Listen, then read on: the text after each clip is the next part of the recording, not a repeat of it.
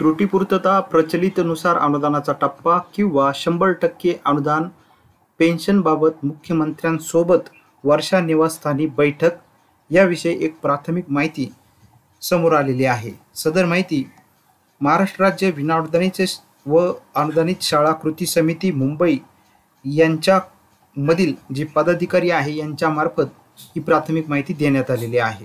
महाराष्ट्र राज्य कायम विनाअनुदानित शाळा कृती समिती अंशतः अनुदानित बांधवांना कळविण्यात येते की 27 जून पासून आपल्या विविध मागण्यांसाठी आपण आझाद मैदान मुंबई येथे महाराष्ट्र राज्य कायम विनाअनुदानित शाळा कृती समितीच्या माध्यमातून आंदोलन करण्यात येणार आहे। सदर आंदोलनाची दखल घेऊन व मुंबई शिक्षक मतदारसंघाची निवडणूक बघता माननीय मुख्यमंत्री महोदयांनी मुंबईतील पदाधिकारी व प्रमुख यांना तसेच चर्चेसाठी निमंत्रित केलेले आहे।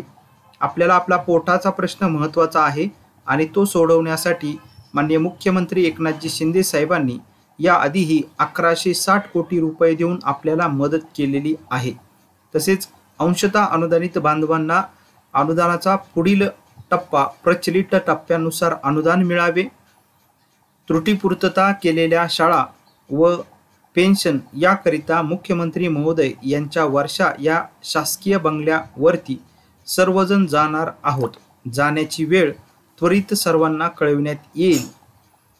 वेळ कळवल्यानंतर कोणतेही सबब न दाखवता शाळेतील सर्व पदाधिकारी, मुख्याध्यापक, शिक्षक आणि शिक्षकेतर कर्मचाऱ्यांनी तसेच संस्था चालकांनीही हजर राहायचे आहे याची नोंद घ्यावी, अशी माहिती महाराष्ट्र राज्य विनाअनुदानित व अनुदानित शाळा कृती समिती मुंबई सर्व पदाधिकारी यांच्यातर्फे देण्यात आलेले आहे।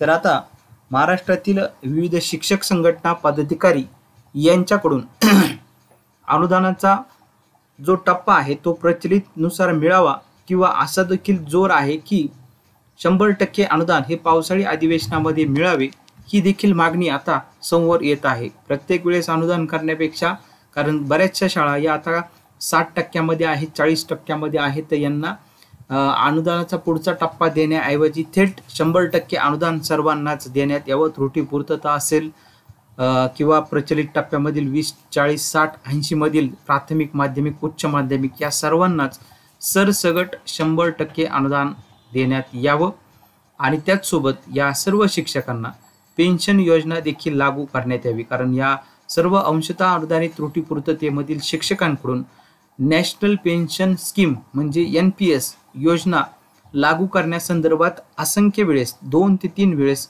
लेखी लिहून घेण्यात आलेलं आहे। मात्र अजूनही त्रुटीपूर्ततेमधील अंशतः अनुदानावरील प्राथमिक, माध्यमिक, उच्च माध्यमिक 20%, 40% मधील आणि 60% शिक्षकांना अजूनही ही जी योजना आहे ती लागू झालेली नाहीये। त्यामुळे लवकरात लवकर शिक्षकांना पेन्शन योजना लागू करावी आणि त्याचसोबत 100% अनुदानाचा जो टप्पा आहे तो सरसकट सर्वांना प्राथमिक, माध्यमिक, उच्च माध्यमिक सर्वांना देण्यात यावा, अशी देखील आता मागणी होत आहे। आता विविध संघटनांकडून मुख्यमंत्र्यांकडे पाठपुरावा सुरू आहे।